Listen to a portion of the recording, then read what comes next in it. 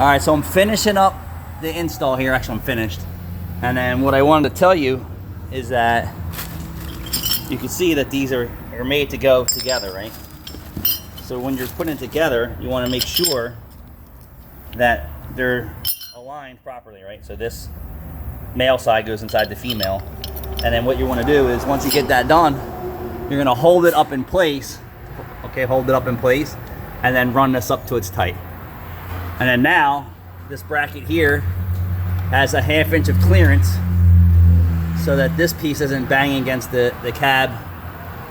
The cab. This is the Camry that needs the mounts for America. This is actually an F250, Rachel. No. Oh, this car right here? There's somebody sweet on you on my YouTube. That's cool. Is this There's somebody sweet. Somebody send Rachel flowers Is there? and call her and say, I wish you had, we want to see in your bikini and your wave runner.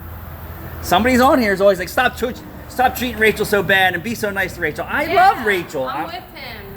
All right, bye. See ya. All right.